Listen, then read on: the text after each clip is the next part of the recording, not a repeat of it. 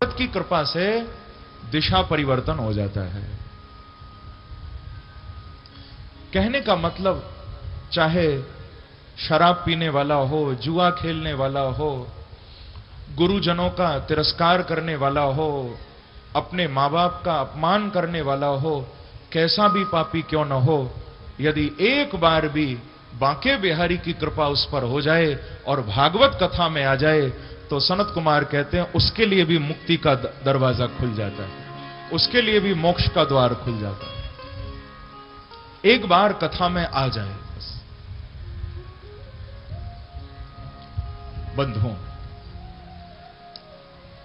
सनत कुमार इस संबंध में एक बड़ी प्यारी कथा भी सुना रहे हैं, क्योंकि जानते थे ना कलयुग के लोगों को भरोसा होगा नहीं होगा पता नहीं, तो एक कथा सुनाई बड़ी प्यारी। आत्मदेव नाम के ब्राह्मण की कथा है। प्रसंग बड़ा प्यारा है, आप पूर्व में भी सुन चुके हो, लेकिन इस कथा के मर्म को आप जरूर समझना। भागवत के महात्म का बड़ा प्रमुख प्रसंग है ये, बहुत ध्यान से सुनना। कह रहे हैं कि तुंगभद्रा तटे पूर्व मभूत्पत्तनमुत्तमम् यत्र वर्णाः स्वधर्मेण सत्य सत्कर्म तत्परा। तुंगभद्रा तटे पूर्व, तुंगभद्रा नदी के तट पर एक ब्राह्मण रहते थे, जिन ब्राह्मण देवता का नाम था आत्मदेव। क्या नाम था? आत्मदेव। पत्नी भी थी, गृहस्थी ब्राह्मण थे। पत्नी का नाम था धुंधली। वैसे तो हर प्रकार से घर में पैसा भी था, ब्राह्मण देवता का सारे गांव में बड़ा मान सम्मान भी था, लोग बड़ी इज्जत करते थे, सब कुछ था। लेकिन भैया, संसार में कोई व्यक्ति ऐसा नहीं होगा जिसके जीवन में कोई कमी न हो। सबके जीवन में कोई ना कोई कमी होती, कोई ना कोई त्रुटि होती है। ऐसा कोई व्यक्ति हो जिसके जीवन में कोई कमी न हो, न तन से, न धन से, न मन से, तीनों से जिसके जीवन में कोई कमी न हो, समझ लेना वो वही हो सकता है जिसने बांके बिहारी को पा लिया होगा। हां, क्योंकि प्रभु को जो पा लेता है उसके जीवन में कमी नहीं रहती। कमी हो भी तो उसको मालूम नहीं चलता। बाकी हम जैसे संसारी जीवों के जीवन में तो कमियां ही कमियां हैं। हम तो रोते ही रहते हैं, बार बार कहते रहते हैं ये नहीं दिया, वो नहीं दिया। हमारी तो लिस्ट कभी पूरी नहीं होती, मांग कभी खत्म नहीं होती। तो उस ब्राह्मण के जीवन में भी एक कमी, संतान की कमी। न बेटा हुआ न बेटी हुई, और इस बात का बड़ा कष्ट आत्मदेव को। बहुत बड़े बड़े यज्ञ किए, बहुत बड़े बड़े अनुष्ठान किए, लेकिन फिर भी लाभ नहीं मिला। एक दिन तो इतने व्याकुल हो गए, सोचने लगे कि भगवान ने मुझे संतान नहीं दी तो मैं जी के क्या करूंगा। तो आत्महत्या करने वन में निकल गए। अब तो मुझे मरना है। रोते हुए वन में जा रहे हैं, एक यति बैठे हैं, एक सन्यासी महात्मा जंगल में बैठे। उन्होंने जब देखा तो आवाज लगाई और ब्राह्मण को रोक कर पूछा कि कथम रोदसी विप्रत्वम काते चिंता बलीयसी वदत्वम सत्वरम मह्यम स्वस्य दुःखस्य कारणम। आवाज लगाकर कहा, अरे ब्राह्मण, कथम रोदसी, कथम रोदिशि, क्यों रोता है, क्या बात है? तेरे जैसा ब्राह्मण रोता हुआ जा रहा है, मुझे तो विश्वास नहीं होता, क्योंकि तू देखने में बड़ा विद्वान लगता है, क्यों रोता है? बस उस फकीर का इतना पूछना था। आत्मदेव के आंसू बहने लगे, चरणों में गिर गए और बोले कि बस महाराज पूछो मत, मेरे जैसा दुखी संसार में कोई नहीं होगा।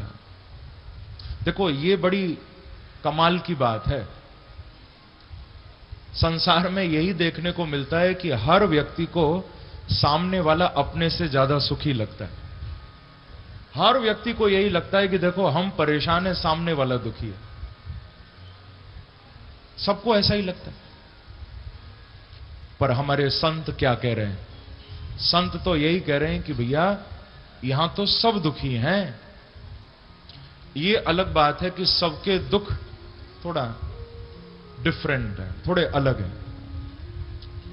कि कोई तन दुखी तो कोई मन दुखी, कोई धन बिन रहत उदास, थोड़े थोड़े सब दुखी और सुखी राम के दास। सब परेशान, सबका कोई ना कोई दुख है, कोई ना कोई कष्ट है। सुखी तो वो है जो प्रभु की शरण में आ गया, जो भगवान के निकट पहुंच गया, वो चिंताओं से छूट गया, उसकी सारी चिंताएं समाप्त हो गई। एक बार कहिए श्री राधे। ब्राह्मण तू किसके लिए दुखी है? तेरे जीवन में कमी क्या है? तो कहा कि महाराज पैसा भी बहुत है, मेरा मान सम्मान, मेरा नाम, मेरी प्रतिष्ठा बहुत है, कमी किस बात की है? बोले मुझे संतान नहीं हुई। यही तो विडंबना है। भगवान ने हमें बहुत दिया, बहुत मिला, पर जो मिला है हम उसको नहीं देखते, जो नहीं मिला है मन वहीं भागता है हमारा। बस ये और मिल जाता है, इतना और मिल जाता, वहीं मन भागता है। इस सोच को ही बदल लो बंधुओं, तो जीवन में परम शांति। सोच हमारी नहीं बदल पा रही, हमारी समझने की शक्ति, विचार करने की शक्ति, अगर सोच हमने बदल ली तो हमारा जीवन बदल जाएगा। किसी ने कोट किया बड़ा प्यारा, change your thoughts and you will change your life. अपनी सोच, अपने विचार, उनको थोड़ा बदलो, जीवन बदल जाएगा। क्योंकि सोच पर बहुत कुछ निर्भर करता है। अब एक घटना किसी के लिए बहुत अच्छी हो सकती है और वही घटना किसी के लिए दुख का कारण बन सकती है।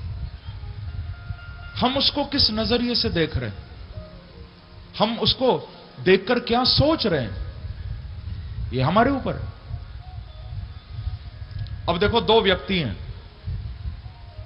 दोनों सुबह से भूखे हैं। एक छोटा सा एग्जाम्पल दे रहा हूं। दो व्यक्ति, थोड़ा सा इसको साइड, दो व्यक्ति हैं, सुबह से भूखे हैं दोनों, कुछ खाने को नहीं मिला। शाम के समय एक व्यक्ति ने उन दोनों को थोड़े से केले दे दिए। बहुत ध्यान से सुनना, सुबह के भूखे थे दोनों, थोड़े से केले दोनों को मिल गए कि भैया भूखे हो, लो खा लो। तो एक परेशान हो गया, दूसरा बड़ा आनंद में आ गया। देने वाले ने पूछा कि भाई साहब, केले तो मैंने दोनों को बराबर दिए, लेकिन एक उदास हो गया केले लेकर, दूसरा बड़ा आनंद में आ गया, सुखी हो गया, ऐसा क्यों?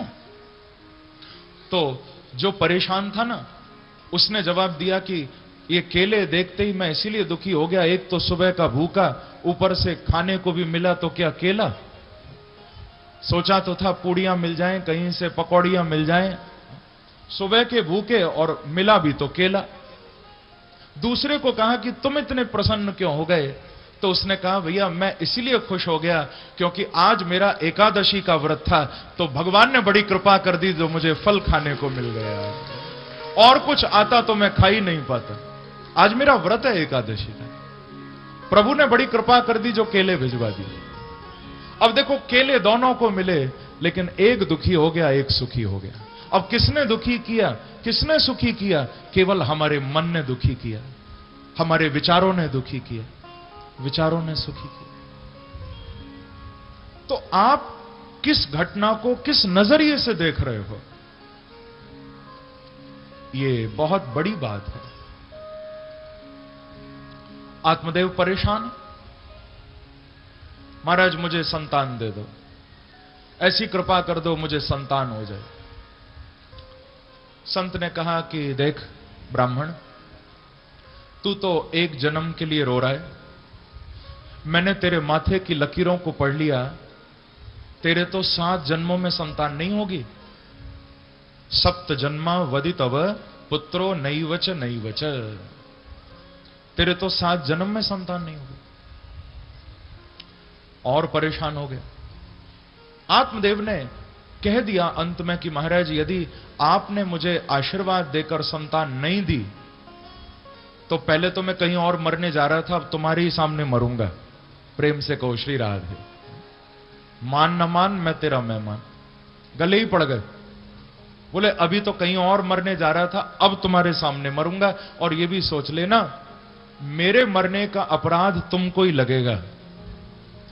यानी पहले तो संत के चरणों में निवेदन किया, और जब निवेदन पूरा नहीं हुआ तो अब हठ करने लगे, जिद करने लगे, तुमको संतान देनी पड़ेगी।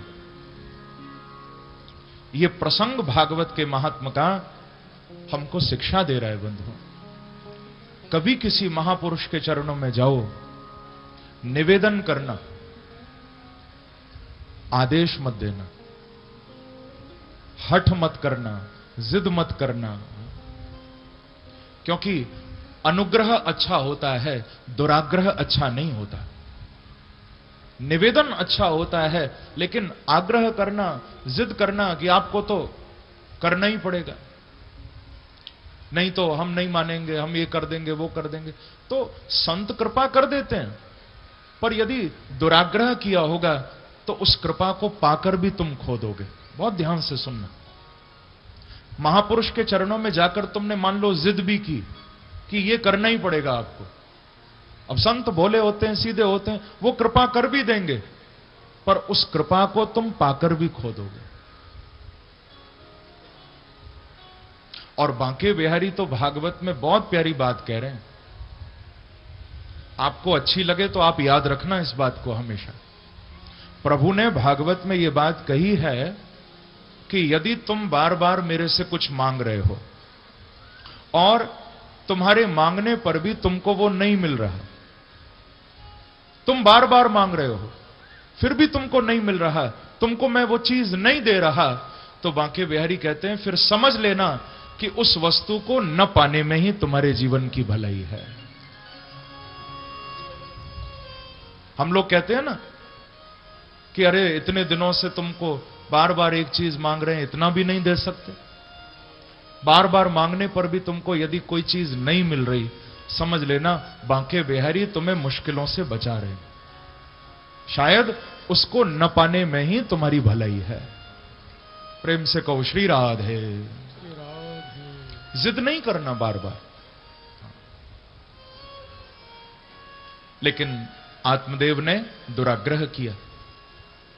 संत को दया आ गई, एक फल दे दिया कि तू ये फल ले जा, अपनी पत्नी को खिलाना, भगवान ने कृपा की तो ब्राह्मण तेरे यहां संतान हो जाएगी, ऐसा कह के फल दे दिया।